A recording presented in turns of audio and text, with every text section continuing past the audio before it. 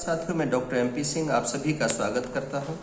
आज आपको पोशाक और व्यक्तित्व के बारे में बताने जा रहा हूं कि यदि किसी भी मेल व्यक्ति को फीमेल के कपड़े पहना दिए जाएं तो उसे लोग औरत ही समझने लग जाते हैं, या किसी भी आदमी को मुसलमानी कपड़े पहना दिए जाएं तो लोग उसे मुसलमान समझना शुरू कर देते हैं।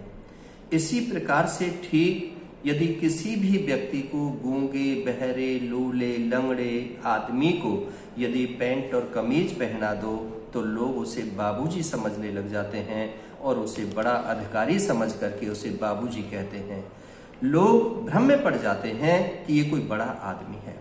यदि कोई धोती और कुर्ता पहन ले तो लोग समझते हैं कि ये किसान है, गांव का आदमी है, ग्रामीण क्षेत्र में पड़ा हुआ है। यदि उसके साथ वो पगड़ी पहन लेता है तो लोग समझते हैं कि ये पंच है, सरपंच है या कोई बहुत मौजूदा व्यक्ति है।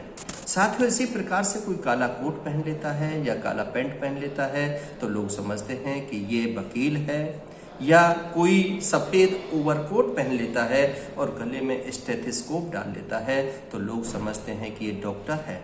यदि सफ़ेद या हरा कोई ओवरकोट पहन लेता है तो लोग समझते हैं कि यह नर्स है। साथियों, इस प्रकार से किस व्यक्ति ने पहन रखा है, कौन कितना पढ़ा लिखा है, इसके बारे में कोई नहीं जानता, लेकिन पोशाक के आधार पर सब लोग पहचान जाते हैं। खाकी वर्दी पहन करके गांव में जब साइकिल पर चढ़ करके और बहुत सारे लेटर्स लेकर के आदमी जब गांव में आता था तो लोग दूर से ही कह देते थे कि ये डाकिया है, पोस्टमैन है।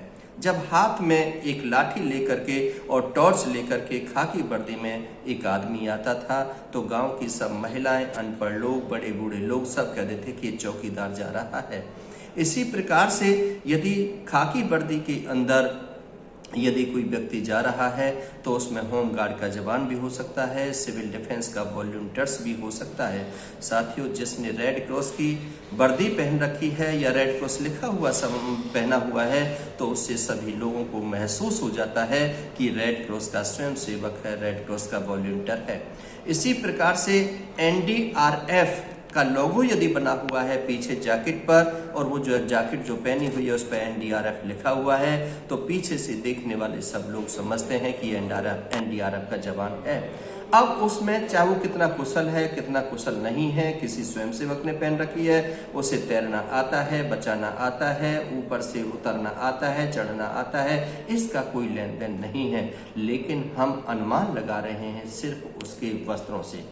ऐसे ही आपने देखा होगा कि जब छोटे छोटे मंचों पर स्कूल और कॉलेज के विद्यार्थी जब मंच अभिनय करते हैं उसमें कोई फौजी की ड्रेस पहनता है, कोई पुलिस की ड्रेस पहनता है, एक छोटा सा बच्चा एक कैप पहन करके और कपड़े पहन लेता है तो वो कहता है तुम कौन हो? वो कहता है मैं फौजी हूँ। क्या करोगे? मैं देश की सेवा करूँगा, लड़ाई लड़ूंगा। किसी प्रकार से घरों में जब पहनते हैं, पूछते हैं कि बेटा तुम क्या बनोगे तो कहेगा पुलिस बनूंगा। कैसी होती है पुलिस? खाकी कपड़े होते हैं, खाकी वर्दी होती है और इसी प्रकार से वो कपड़े पहनते हैं। ऐसे ही रंग बिरंगे कपड़े जब कोई पहन लेता है तो कहते हैं कि देखो कैसा जोकर जा रहा है, उसको जोकर की उपमा दे दी जाती है।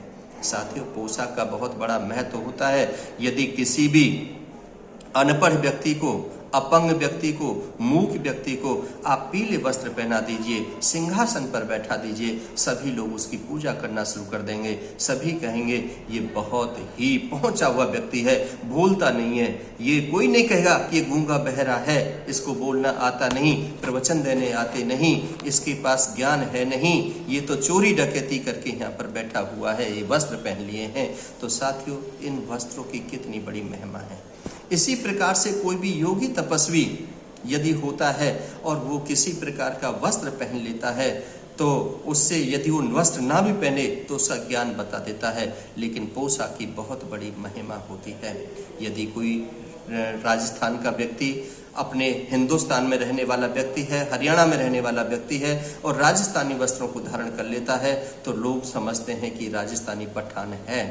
इसी प्रकार से यदि सिर पर कोई पगड़ी पहनता है, सिर पर कोई टोपी लगाता है, कोई हिमाचली टोपी लगा लेता है, कोई नेपाली टोपी लगा लेता है, तो लोग पीछे से जो देखने वाले लोग होते हैं, जो उनको जानते नहीं है, पहचानते नहीं है, वो उनको वही उसी क्षेत्रवाद की उपमा दे देते हैं या वो उसी प्रदेश का उस आदमी को समझने लग जाते हैं। हर प्रदेश की अपनी पोशाक होती है, हर क्षेत्र का अपना एक अहम पोशाक होती है, एक अहम रंग होता है। साथियों, उससे हमें ज्ञान होता है। पोशाक हमें बहुत व्यक्ति के बारे में विशेष इन्फॉर्मेशन देती है। ये व्यक्ति पुलिस में है, ये फौज में है, ये विद्यार्थी है, ये नर्स है, ये डॉक्टर है, ये जज है, ये पढ़ा लिखा लर्नेड व्यक्ति है, ये विद्वान आदमी है, इसने कोट पैंट पहने हुए हैं। बच्चों के अंदर तो कई बार बहम सा आ जाता है। कोट पैंट में जब देखते हैं तो कहते हैं बाबूजी है, और मेरे तो दादाजी जो है वो पजामा पहनते हैं या कमीज पहनते हैं, वो मेरे बाबूजी नहीं हैं, वो तो किसान आदमी हैं, वो मजदूरी करते हैं, वो नौकरी करते हैं। तो ये कई बार दिमाग में चला जाता है, इस दिमाग को निकालना पड़ेगा। ये वीडियो मैं इसलिए जारी कर रहा हूँ कि ताकि आप अपने घर में इस विषय की चर्चा करें कि सिर्फ मुखौटा पहनने से वह व्यक्ति मुखो नहीं बन जाता है, शेर की खाल पहनने से वो शेर नहीं बन जाता है। शेर बनने के लिए जो शेर होता है वो तो शेर जंगल में ही रहता है, उसको मुखौटा बदलने की जरूरत नहीं होती है। लेकिन शहर के कुछ लोग होते हैं जो मुखौटा धारण कर लेते हैं, क्रिमिनल बैकग्राउंड के होते हैं, लेकिन सफेद पोशाक में रहना शुरू कर देते हैं और वो अपने आप को नेताजी कहलवाना या बड़े नेता बनने का ड्रामा करते हैं। साथियों, इन चीज़ों से बचना पड़ेगा। आज बहुत सारी जगह आप देख रहे हैं क्राइम हो रहा है, खाकी वर्दी में होते हैं, लुटेरे होते हैं, वो कहते हैं कि मैं पुलिस में हूँ, लेकिन जब पर्दाफाश होता है तो पुलिस में नहीं होते हैं। इसलिए आपको सतर्क भी रहना पड़ेगा कि किसी भी वर्दी में, ठीक है वर्दी पहनने का हमें वर्दी का ज्ञान दिया गया है, लेकिन जरूरी नहीं है कि उसी अधिकृत व्यक्ति ने वह वर्दी पहनी हुई है। वो कोई उसमें लुटेरा हो सकता है, बहरूपिया हो सकता है। बहरूपिया भी आपने देखे होंगे जो पैसे मांगते हैं और वो पुलिस की ड्रेस में होते हैं। छोटे बच्चों को डरा धमका करके वो पुलिस, छोटे बच्चे समझ जाते हैं कि पुलिस का है, पकड़ करके ले जाएगा। तो साथ ही वो पुलिस वाला नहीं होता है, वो बहरूपिया है, वो अपनी कला दिखा रहा है। इसी प्रकार से बहुत सारे लोग हैं जो अभिनय करते हैं, जो मंचन करते हैं। साथ ही उनको पहचानना होगा, उनसे डरना नहीं होगा, उनको समझना होगा और उनके व्यक्तित्व को पहचानना होगा। बहुत सारी ड्रेस ऐसी होती हैं जो व्यक्ति विशेष को वर्णन करती हैं, नेताजी को भी बताती हैं। रानी झांसी की रानी लक्ष्मीबाई की पोशाक एक अलग थी, तात्या टोपे की पोशाक अलग थी, महात्मा गांधी की पोशाक अलग थी, सुभाष चंद्र बोस की पोशाक अलग थी, शहीद भगत सिंह की पोशाक अलग थी, सरदारों की पोशाक अलग होती है। कई कट वस्त्र पहनते हैं जो कथावाचक होते हैं, सभी की पोशाक अलग होती है, तो सभी के कर्म भी अलग होते हैं।